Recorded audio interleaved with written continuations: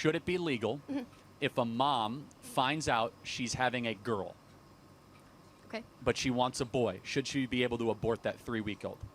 Yes. I wanted to respond to kind of a specific comment you made. I hope you'll be open to that. I do remember, I'm sorry, I'm not sure what university you did say this specifically at, but you did state that you believe that the Holocaust was not as bad as abortion. So in other words, you believe that abortion is worse than the Holocaust. So they're both distinct evils, Of course. with some similarities. The Holocaust in some ways was far more evil, Okay. but as far as magnitude, the abortion crime is more evil. And I can Okay. explain more if you'd like. Okay, sure. So I did do some research.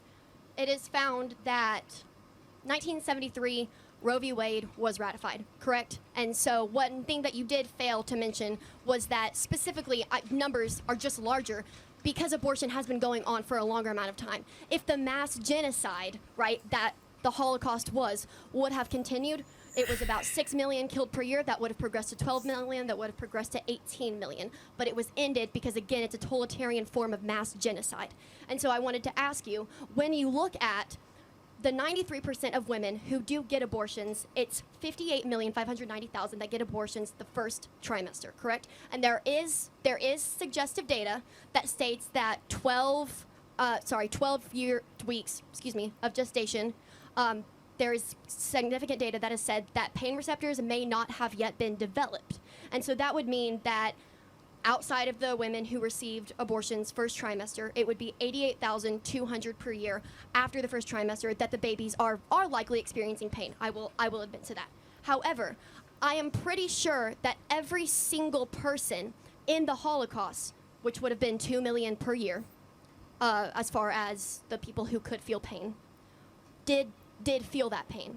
And so I would like to ask you, actually I think I would just like to tell you, I think that 2 million actual people, kids, grown people who were starved, worked to death, I think that is more significant than the 88,200 life forms, if you will. Because, again, 58,590,000 of them are probably not feeling any pain. Okay, yeah, but a human life is a human life, regardless of how advanced it is or whether it can feel pain. It still has moral worth. Right, but I found it interesting. You said it's worse, so I think that what I'm... So it's worse in numbers. Okay. The Holocaust was worse for 2 other different reasons. Sure, go ahead. It actually eliminated such a big portion of Jewish population. Absolutely. Nearly half of all living Jews were basically vaporized. And secondly, there was an intent and an evil of trying to eradicate an entire religious people. Yeah. That is not unparalleled, but we've only seen that happen 4 or 5 times in history. But just to reiterate the point, what maybe you could tell me, a 4-week-old baby who may or may not feel pain. Let me take your argument and say the 4-week-old baby cannot feel pain. A 4-week-old baby that's outside of the womb or in the utero. In utero. Okay, understood. So what is the moral difference of that 4-week-old baby versus you? Versus me? Yeah, why do you matter more than that 4-week-old baby?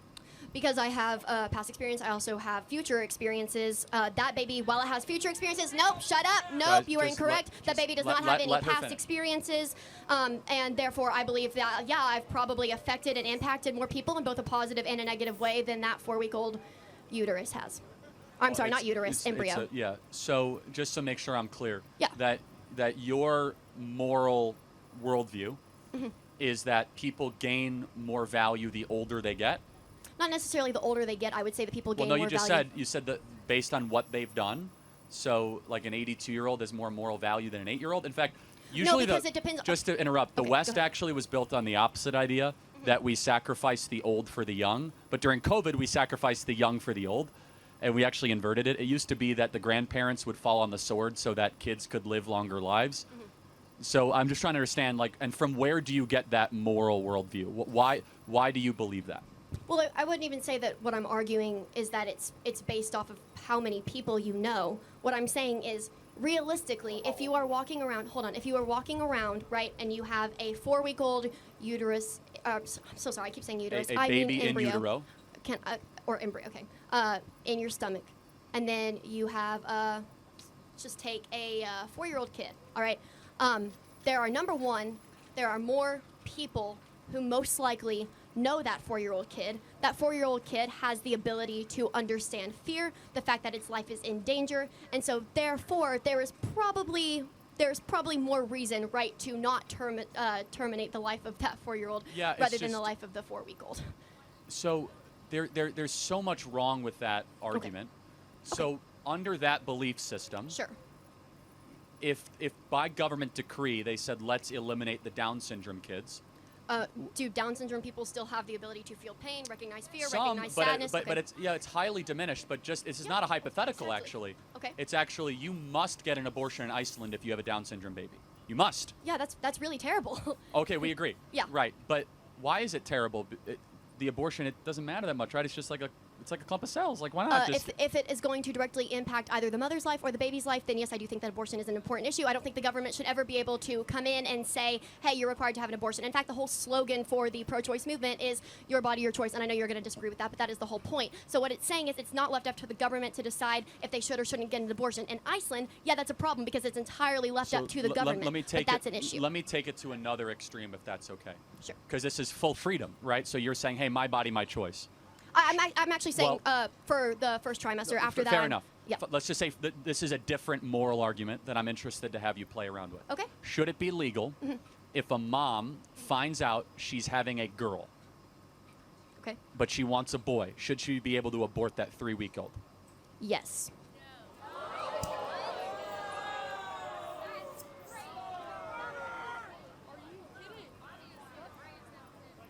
Think about it. Think about what you just said. Think about what you just said. Why? Can that child directly survive outside her body? Well, eventually, yes. I mean, again, so we talk about stages of development. What is the first step of human development? I mean, obviously, it's whenever the two pieces of DNA, The egg and the sperm Correct, meet, yes, and right? then they so, collaborate, So and there you therefore, go. Uh-huh. if human development begins at fertilization, conception, Sure. so then shouldn't the human be protected at conception? Well, I don't even think it's going to be protected if the baby is going to be born to a mother who's like, well, dang it, my kid's not a girl, it's a boy, or vice versa. Then I don't even think they should be born to that parent in the first place. So, But just to Sure. understand, so what you are arguing for is eugenics. Just so we are clear, it is not just illegal. It is grotesquely illegal what you are talking about, which is sex-selective abortion, basically where you get a DNA result at 3 weeks, and you could be like, nope, not the hair color I like, terminate it. I wanted a boy. So basically, your view of pregnancy is no different than customizing a Ford Explorer. no, my whole point, again, No, is that... you got to emphasize on it. Your Okay, view I was that going to. the baby, if all of a sudden you get a blood test that you don't like, that it's, by the way, you could tell a lot of your baby's DNA test now. How tall it's going to be, its average IQ, brown eyes, green eyes, blue eyes, whether it's going to be likely overweight, obese, whether or not it's going to be a boy or a girl. So if you get anything that you don't like, you say, my body, my choice, get it out of the shopping cart.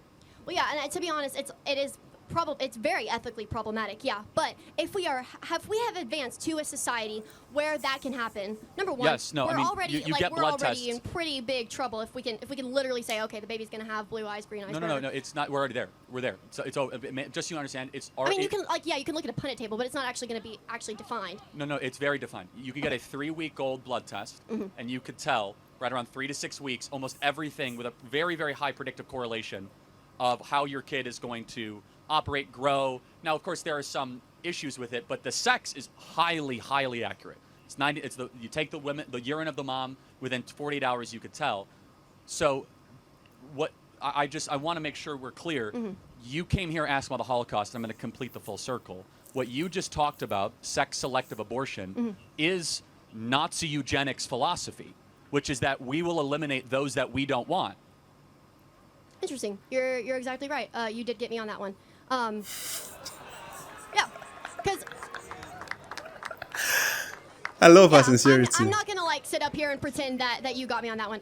No, realistically, if we're really gonna full circle and I'm gonna sit here and think about it, no, you shouldn't be able to kill your baby just because you don't like the Okay. gender or whatever. Fair enough. Listen, and I apologize for taking it to that extent. No, it's not your extent. But hold on. I want to offer you Well, grace. Thank can you for saying that, You're and I welcome. appreciate But, that. Okay.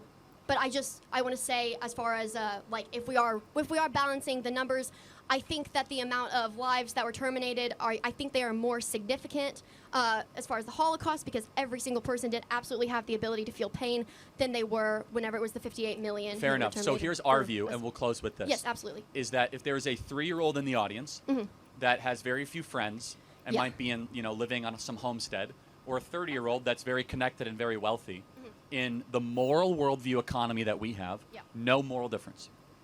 If there's because they're like directly living like outside of their mother's womb, whereas if you have let me go a step further. Okay, if there's a 3-week-old in utero, I mean, it's still leeching off of the mother's resources, so I'm not sure entirely how much of its own being it is. Well, again, so you leech for the first 3 years of life. I have a 10-month-old. He doesn't hunt and gather. He doesn't go work. But he's not directly attached to your, I assume, to your wife's body. In order for his survival, he has to be directly attached to something. Somebody has to give the baby breast milk formula, or formula. Yeah, but can it or something? Okay, so here's your wife. Here's the baby.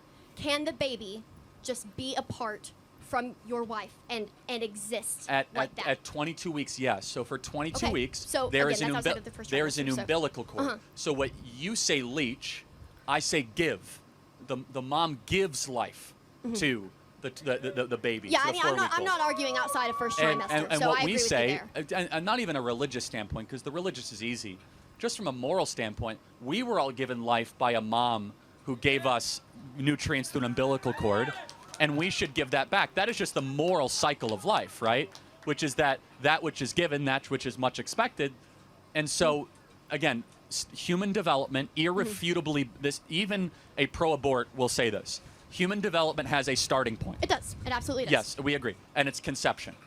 And we can use all these different words. We can use fetus, we can use embryo, we can use little one, whatever. Sure. But it's all still a human being. It doesn't go from rhinoceros to human being at like 10 weeks. It doesn't go from crocodile to human being. It's all human development. Therefore, using reason that we all have, if it's human development and it is a human being, human rights. The first of all human rights is the protection of life.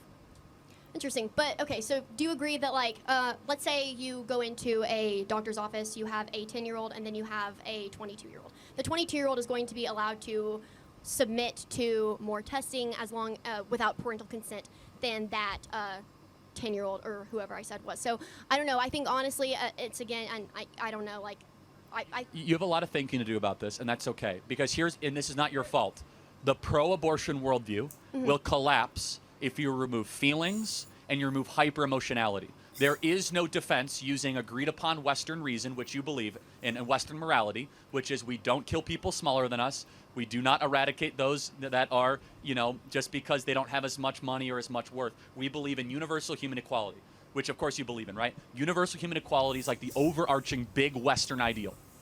And by the way, it's in our Declaration of Independence. All men are created equal. That's true. If you believe in universal human equality, there is no room for abortion in that society. It does not exist.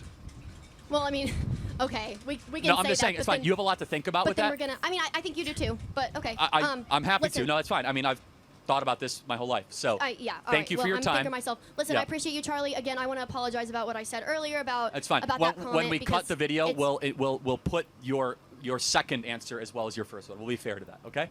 Thank you very Sure much. you will. All right. No, I will. I'll just be honest. Thank you. Okay, I think Charlie fulfilled his promise, and we're able to hear what the lady said when she said, if you want a guy, let's say you want a guy child and you discover as a female, you have the right to abort. But I feel that is a very harsh word to say, and I'm just glad Charlie allowed her to express herself, apologize, and well, she feels her choice is her choice. But before you had the choice, someone made the sacrifice, that which is her mom, allowed her to be here. So why don't you want to give that out too? You see, the thing is, we are all getting selfish by the day, because the stuff our parents tolerated, we feel we can't tolerate it, and that is why marriages crash every day. Because we feel like, yeah, my mom endured this, she endured that, so I'm not willing to do the same thing. I want my rights to stand. Sometimes for something to keep on striving, we need to act like a fool. You see? Because the baby in the womb has no say, whatever. It all depends on your decision. And Charlie is pleading, and all the pro-life people are pleading that you should give those baby a say, give them the opportunity to witness this lovely world you've been witnessing for, I don't know, for how long. You see, the reason why I say we are all selfish is because we feel like it's our choice, it's our body. Our parents are sacrificing for us. I think my mom kept on paying my school fees till I was maybe not done with college, but at least during my college years, that was when she stopped paying my fees. Which, if we check it, I was leeching off her. You see, because she was taking care of me, providing my food, my clothing, my shelter, everything. You see, that is what our parents do for us. And they don't call it leeching. They do it willingly because of the love they have for us. So if you have the love for that baby, I think you will let the baby have similar opportunity. Making this statement that your body is your body is a selfish statement. Your body is your body, but you perform the acts that led to that baby creation. So since you decided to bring the baby on board, the rate of people that get pregnant due to rape is just like, let's say, 1% or 2%. The remaining, let's say, 99% or 98% is consensual. The both of you accepted. So if you accepted to bring this baby on board, why then do you keep on claiming it's your body? So you accept to bring the baby, and now you don't want to deal with the consequence of your action. I think it's just selfishness. It's selfish, and that is why things are not working anymore, because people are opting out when they feel they can't handle it anymore. Our parents were there, even if the decision was not favorable to them. They were there to make sure that we are who we are today.